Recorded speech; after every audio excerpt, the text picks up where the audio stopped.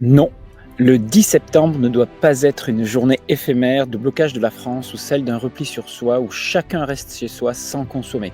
Le 10 septembre doit être le début du changement que vous voulez voir, le début du changement que vous voulez être. Et cela commencera par une journée où je vous invite à consommer autrement, vivre une journée parfaite pour votre santé et une journée de rencontres et d'échanges conviviaux. Tout l'inverse d'un confinement passif. Bloquer la France, oui, mais bloquez la France que vous ne supportez plus et agissez pour soutenir la France que vous aimez et que vous allez voir s'épanouir. Je suis Jean-Brice Tivan, naturopathe et professeur d'éducation physique, et voici ce que sera mon 10 septembre, les 4 points essentiels de cette journée, et en fin de vidéo, je vous décrirai ce que je ferai personnellement ce jour-là. Cette vidéo podcast est la première du genre pour moi, même si elle ne quitte pas vraiment la ligne de conduite qui est de vous apporter les informations de contenu permettant de reprendre votre santé en main. Mais aujourd'hui, je voulais dépasser le contexte de la santé et vous montrer comment je pense que le mouvement du 10 septembre peut être un point de départ vers une période durable et non pas un mouvement éphémère qui ne serait que politisé. Je vais vous parler de reprendre en main ce que l'on vous a volé et que l'on continue d'essayer de vous voler depuis plus de 50 ans et peut-être même avant. Nous sommes à une période charnière où nous devons reprendre les rênes de notre vie, le contrôle de notre santé, de notre environnement, de notre société, sans tout rejeter bien sûr. Retrouver un pays souverain aux mains d'un peuple, au service du peuple, et sortir de l'asservissement des grands industriels pour lesquels les politiques travaillent sans se soucier de votre bien-être à vous. Je vous invite à vivre ce 10 septembre d'une façon plus que symbolique et différente de ce que veulent en faire certains partis politiques ou syndicats. Il ne s'agira pas simplement de manifester contre un plan d'austérité, de surtaxe, de prévention de liberté ou de jours de congé, même si vous êtes en colère et qu'il est louable de manifester. Mais cela ne fera que donner du grain à moudre à un gouvernement et risque d'engendrer de la violence. Pour ma part, je pense qu'il ne s'agit pas de lutter contre quelque chose, mais plutôt d'incarner ce que nous voulons être aujourd'hui et dans un avenir proche, de ce que nous voulons que la société devienne. Pourquoi je vous parle aujourd'hui d'un mouvement citoyen alors que depuis plus de 8 ans, je ne fais que des vidéos podcasts concernant la santé alternative et la compréhension de la genèse des maladies?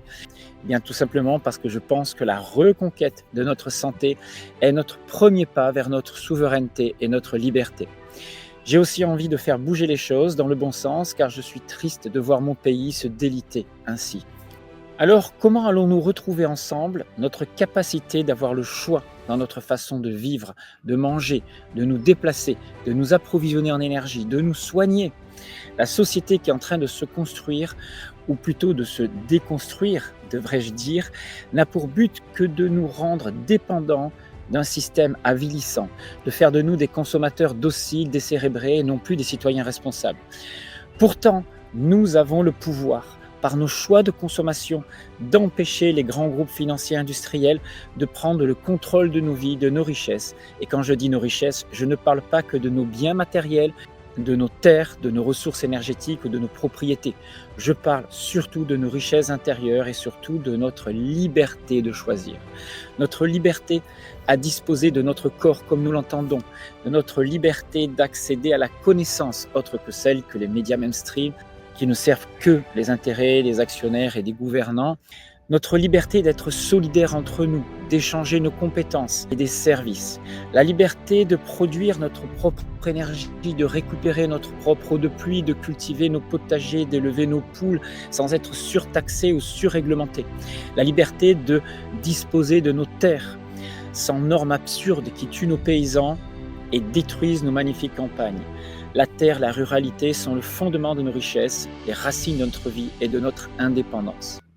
C'est bien sûr dans le domaine de la santé et du bien-être que je vais recentrer mon propos pour vous inviter à vivre ce 10 septembre d'une façon peut-être originale par rapport à ce que l'on vous propose sur les réseaux.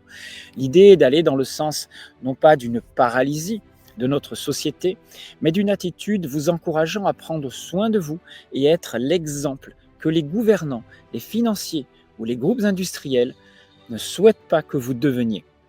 Ma façon de vivre le 10 septembre sera donc d'être tout ce qu'ils ne veulent pas que vous soyez, c'est-à-dire une personne capable de réduire ses besoins de consommation en les réorientant vers des producteurs ou artisans locaux, une personne qui laisse à son corps le repos nécessaire pour s'auto-guérir avant de le surmédicamenter, quelqu'un qui prend le temps de vivre, qui prend le temps d'aller au contact de la nature, de rencontrer des gens et d'échanger avec eux. Échanger de la connaissance, de l'expérience, mais aussi de la joie de vivre est fondamental. Ce jour doit être à l'image de ce que vous voulez que votre environnement devienne. Cela signifie que nous ne devons pas nous replier sur nous-mêmes et vivre dans des communautés fermées. Non, bien au contraire. Il s'agit d'inciter vos proches à aller dans le sens du changement que vous souhaitez, mais non pas simplement en manifestant ou en essayant de les convaincre, plutôt en incarnant le changement que vous voulez pour votre pays.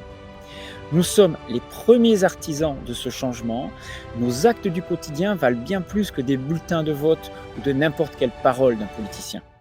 La France est un merveilleux pays, sans doute l'un des plus beaux pays du monde, qui aurait dû être prospère en offrant une qualité de vie exceptionnelle à tous ses habitants.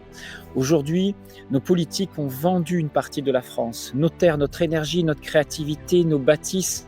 Nous nous sommes appauvris, nous nous sommes surendettés et nous nous sommes rendus dépendants à d'autres pays. Nous perdons chaque jour encore et encore notre souveraineté. Il est temps que la France redevienne ce pays où il fait bon vivre. Et la première des reconquêtes sera celle de notre agriculture. Une agriculture basée sur la qualité de ses produits. Celle-ci existe encore, mais nos gouvernants veulent que nous consommions des produits étrangers issus de grands consortiums de l'agroalimentaire. Les accords de libre-échange, Mercosur, Amérique du Sud, Nouvelle-Zélande, montrent cette volonté éloigner les agriculteurs qui travailleraient dans des meilleures conditions en nous fournissant des produits de qualité, comme c'est encore le cas dans les petites fermes autour de chez vous. Alors, dans cette semaine du 10 septembre, et oui, moi je ne parle pas du journée de 10 septembre, mais du mois de l'année qui va commencer à partir du septembre, j'espère que cette journée sera le point de départ de changement d'habitude pour vous.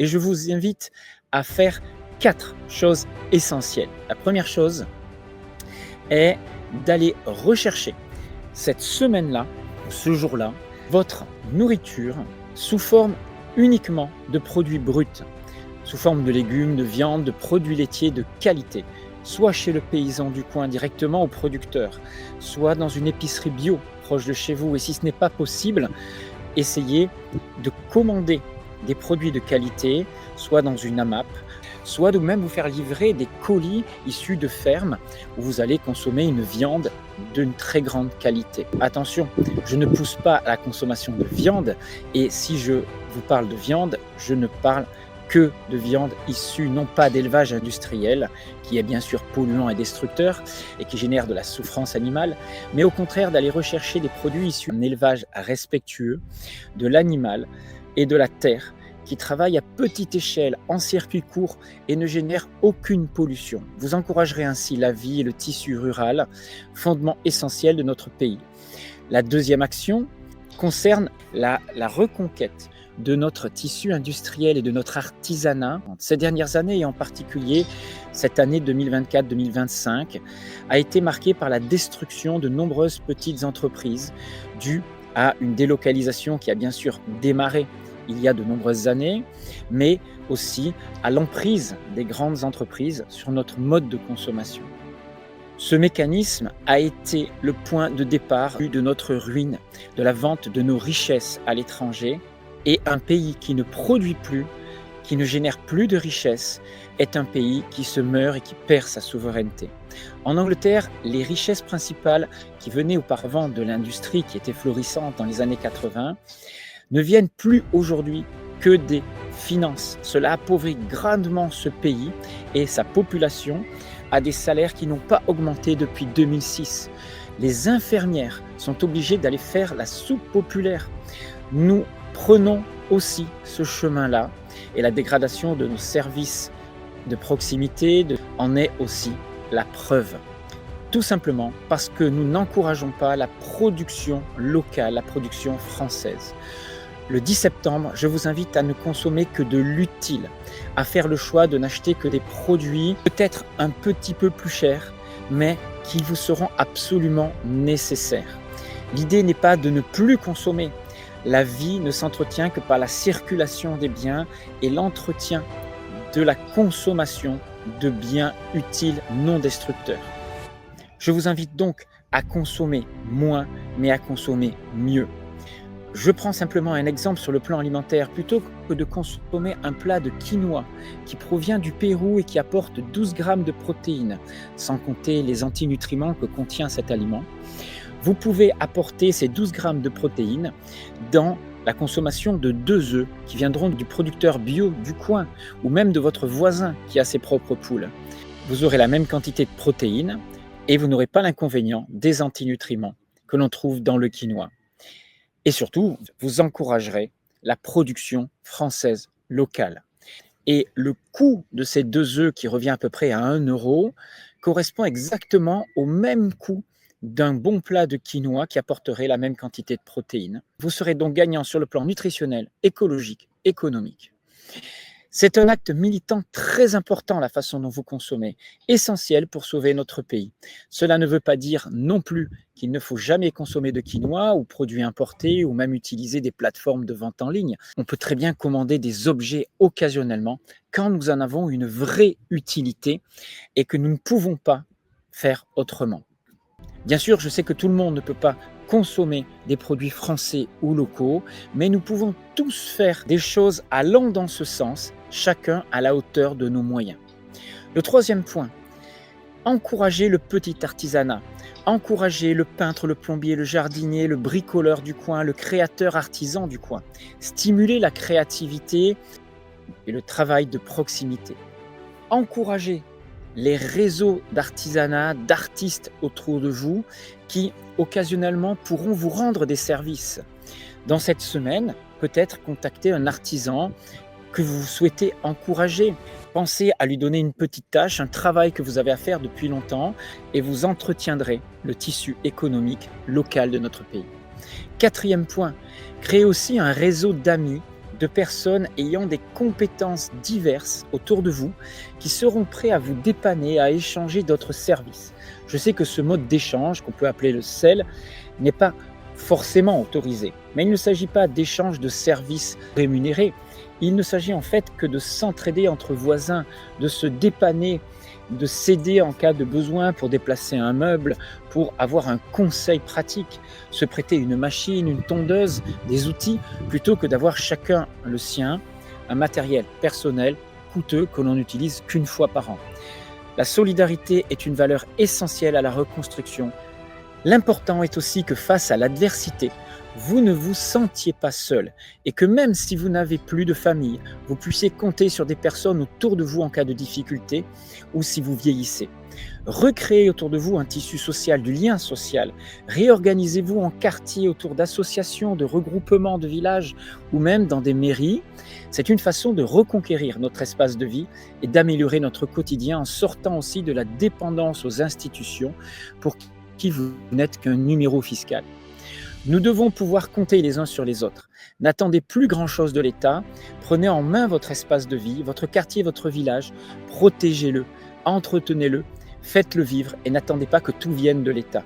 Le monde de demain se redessinera à petite échelle et le village de campagne ou le quartier de ville est selon moi le nouvel Eldorado de demain, à condition de nous ouvrir les uns aux autres et de prendre conscience de notre force collective. Les initiatives de chacun comptent bien plus que certaines grandes décisions politiques. Le retour à une vie dans un monde rural est une solution face à la déshumanisation des villes, là où l'immobilier devient inaccessible à notre jeunesse et là où les conditions de vie, bruit, pollution, insécurité, agressivité, transport de masse, stress, deviennent inhumaines. Conditions qui nous rendent malades, malheureux, dépressifs. Et l'accumulation de biens matériels ne compensera jamais cette perte d'humanité. Alors, voici ce que va être ma journée du 10 septembre. Peut-être vous inspirera-t-elle. En tout cas, je veux en faire une journée cohérente par rapport à mes convictions. Je vais la débuter donc par un jeûne intermittent. Ce sera l'occasion de consommer un petit peu moins et de donner un petit peu de repos digestif à mon corps. Ce jeûne intermittent pourra durer même jusqu'au soir. Ça peut être un jeûne de 18 heures comme un jeûne de 20 heures ou même certains pourront faire un jeûne de 24 heures s'ils veulent jeûner complètement, ce qui est un moyen de ne pas du tout consommer d'aliments Le problème, c'est que vous n'encouragerez pas la consommation de proximité issue de nos petits agriculteurs. Donc je vous invite à garder au moins un repas dans cette journée, repas qui sera constitué de produits animaux et végétaux bruts, bien sûr, aucun aliment transformé recherché dans les grandes enseignes. Allez chercher votre nourriture au marché, chez le boucher du coin, chez l'agriculteur du coin. Prévoyez ce repas-là, même si vous n'allez pas l'acheter ce 10 septembre, prévoyez ce repas acheté la semaine précédente. Ensuite, pensez à vous sur le plan santé, c'est aussi faire du mouvement, de l'exercice doux, mais pas dans une salle de sport, pas dans une piscine fermée, pas dans une structure. Allez à l'extérieur. Vous n'avez besoin de rien pour bouger et aller au contact des éléments naturels. Sortez dans un parc, en campagne, en forêt. Proposez à un ami de vous accompagner pour faire un footing, du vélo, simplement une randonnée. Vous n'avez rien besoin de consommer pour bouger et vous faire du bien. La nature est votre salle de sport. Maximisez donc ce contact à la nature, créez cette fusion avec la terre pour en ressentir l'importance. Je vous invite pour cela à marcher pieds nus sur le sol, en vous connectant donc directement à la terre et au soleil. La vie naît de cette rencontre soleil-terre. Symbolisez-la par exemple en faisant des exercices respiratoires, les pieds nus dans la terre face au soleil. Ce jour-là, coupez-vous des médias mainstream, de la télévision en priorité. Recentrez-vous sur votre environnement proche, vos amis, votre famille. Diminuez au maximum votre temps d'écran et profitez de ces instants de liberté. Plutôt que de leur envoyer des messages via les écrans, téléphonez-leur, allez les voir, touchez-les, rencontrez-les. Bien sûr, ce jour-là, vous ne vous déplacerez pas en voiture. Je vous invite à vous déplacer à pied, à vélo, pour aller faire des petites courses, pour aller même au travail, utiliser les transports en commun en dernier recours et encore mieux, si vous pouvez ne pas travailler ce jour-là, c'est très bien. Moi, je ne sais pas si je n'irai pas travailler. En tout cas, je limiterai mon activité, mon travail au minimum, mais j'irai travailler, bien sûr, à vélo. Et un vélo musculaire est bien mieux pour votre santé qu'un vélo électrique quand vous avez la force et les capacités de le faire. Partagez aussi des moments avec vos proches, que ce soit votre conjoint, conjointe, vos enfants, mais aussi vos voisins. Allez les voir, échangez, dites-leur ce que vous faites et partagez. Créez du lien. Faites aussi quelque chose pour votre quartier, pour votre village, un geste symbolique. Nettoyez votre trottoir, plantez une petite fleur, coupez une haie, aidez une personne de votre quartier, de votre village, une personne âgée à faire ses courses ou simplement allez lui rendre visite. Et encore, je le dis, recréer du lien social.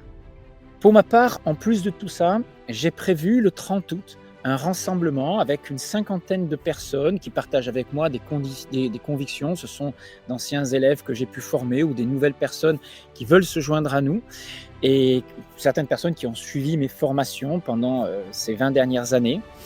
Je vais essayer de créer un réseau de ressources, de personnes ressources dans différents domaines, que ce soit la santé, l'écologie, le bricolage, la médecine, le côté artistique, créateur, etc. Peu importe, il s'agit d'un réseau d'entraide où l'on pourra chercher des informations quand on aura besoin. Un réseau sans hiérarchie, sans chef, sans statut particulier. Juste un réseau de personnes que vous pourrez contacter. Si vous avez besoin d'une infirmière de qualité, d'un médecin ouvert et plus compétent qu'un autre, d'un naturopathe spécialisé dans un domaine particulier, d'un thérapeute, d'un artisan, etc. Simplement des personnes ressources qui pourront peut-être vous aider, vous informer, vous accompagner pour vous donner des conseils.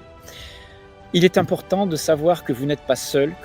Regroupez-vous. Je vous invite moi aussi donc à vous regrouper, à créer des réseaux, car si l'union fait la force, la solidarité rassure et la connaissance libère. Faites de cette journée donc une journée solidaire pour le peuple français en action, sans leader, sans implication politique, mais où chacun d'entre nous doit se poser la question: quelle va être ma façon de contribuer à ce projet de reconstruction de mon pays, de mon village, de mon quartier et de ma santé. Alors le 10 septembre, retrouvons ensemble le chemin vers la souveraineté et cela commence par prendre soin de vous car ça, personne ne peut le faire à votre place. Faites suivre ce message, dites-moi en commentaire ce que vous souhaitez faire le 10 septembre et lancez le changement que vous voulez être.